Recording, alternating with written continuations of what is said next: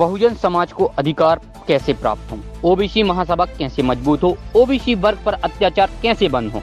जी साथियों नमस्कार, आप देख रहे हैं बुंदेलखंड न्यूज 24 एक्सप्रेस। ओबीसी महासभा ने सागर की कांची रेस्टोरेंट में विशेष मीटिंग का आयोजन किया है, जहां पर ओबीसी महासभा के अनेक पदाधिकारियों की मौजूदगी रही। वहीं ओबीसी महासभा ने चिंतन किया कि संगठन मजबूत कैसे करें, बहुजन समाज को अधिकार कैसे दिलाए जाएं, इस पर संक्षिप्त रूप से चर्चा की गई। वहीं ओबीसी वर्ग पर हो रहे शोषण अत्याचार कैसे खत्म होंगे, इस पर भी गहन चिंतन किया गया। Bureau report, Bundelkhand news 24 express Sagar. सवाल पूछें कि आज किस उद्देश्य से ये मीटिंग रखी गई थी, किन किन बिंदुओं पर विचार हुआ, क्या सामाजिक स्वार्थ इससे आएगी? सबसे पहले तो मैं आप सब मीडिया के साथियों का आज 20 अक्टूबर 2024 को इस बुंदेलखंड की सागर की भूमि में आप लोग समाज की बात समाज तक पहुंचाने के लिए उपस्थित हुए हैं। हमारे ओबीसी महासभा के समस्त महापुरुषों को, महात्मा ज्योतिबा सावित्री फुले, बाबा साहब बिरसा मुंडा जी, सर मंडल कमीशन के हमारे जनक शरद यादव जी, शायद सभी महान क्रांतिकारियों को मैं प्रणाम करता हूँ। हमारे ओबीसी महासभा के सागर संभाग अध्यक्ष की नेतृत्व में कार्यक्रम और अशोक पटेल जी, हमारे मार्गदर्शक जो प्रदेश में लंबे समय लड़ाई हमारे आदरणीय रमाकांत जी, हमारे जिला के प्रधान जी, हमारे हेमराज घोषी साहब युवा मोर्चा को देख रहे हैं, हमारे डॉक्टर धीरेन्द्र जी, हमारे समस्त यहाँ सागर जिले से आए समस्त हमारे क्रांतिकारी साथी जिन्होंने समाज की पीड़ा को आज बैठ कर समाज की समस्या के समाधान पर चर्चा। हम लोग ओबीसी महासभा संगठन है, भारत के 16 राज्यों में हम लोग काम कर रहे हैं। पिछड़ा दलित आदिवासी वर्ग के साथ लंबे समय से अन्याय अत्याचार संख्या के अनुपात में हिस्सेदारी निकल रही है, उसको लेकर हम लोग काम कर रहे हैं। उसको लेकर हम लोगों का सदस्य अभियान चालू हुआ है। उसको लेकर हम पूरे मध्य प्रदेश के हर जिला स्तर पर जाकर एक मीटिंग कर सदस्य अभियान को चालू करवा रहे हैं। प्लस हम कैडर के माध्यम से देश में किस प्रकार से हमारा शोषण हो रहा है और हम आने वाली पीढ़ी को किस प्रकार से गुलामी से आज़ादी की ओर ले जा सकते हैं, उसको लेकर हम लोग जागरूक करने चल रहे हैं। मूवमेंट काफ़ी चले हैं, काफ़ी संगठन बने, इनमें एकीकरण की कोई संभावना है और इस तरह की मीटिंगों से समाज में क्या प्रभाव है? बहुत अच्छी बात कही आपने। मूवमेंट काफ़ी चले हैं, जिन्होंने लड़ाई लड़ी है पहले उन पूर्वजों को, हमारे महापुरुषों को मैं नमन करता हूँ, क्योंकि उस समय साधन संसाधन नहीं थे, आज टेक्नोलॉजी का ज़माना है।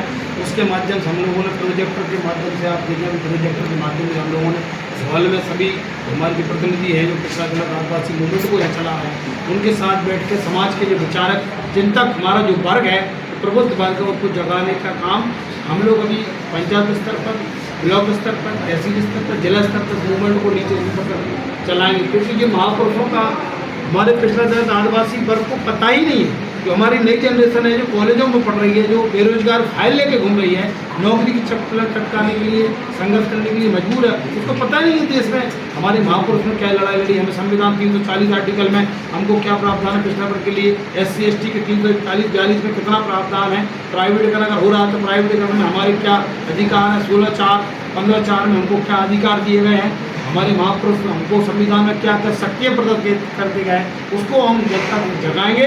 और जिन लोगों ने अभी लड़ाई लड़ी उस लड़ाई को हम आगे बढ़ाकर और सिस्टम को फॉलो करके हम समाज को न्याय दिलाने का काम करेंगे। सामाजिक जागरण में विघ्न कहाँ है?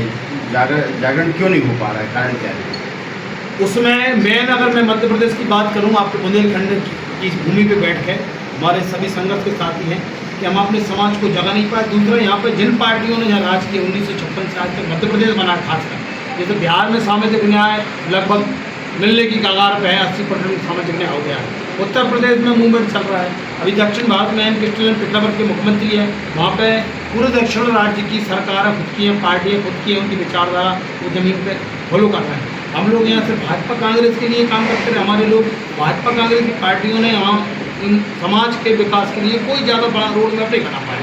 तो हम चाहते हैं कि अब पार्टियाँ भी मजबूर हो रही हैं, नेता भी मजबूर हो रहा है। हम तो कहते हैं आज मोदी जी और हमारे मोहन यादव जी मध्य प्रदेश के मुख्यमंत्री, देश के प्रधानमंत्री जी हैं, वो पिछड़ा दलित आदिवासी को 340, 41, 42 जो हमारी मांगे हैं संख्या के अनुपात में धन धरती राजपाट पे हमारा अधिकार बनता है, वो हमको दे दे, हमको कोई बुराई नहीं है किसी पार्टी से।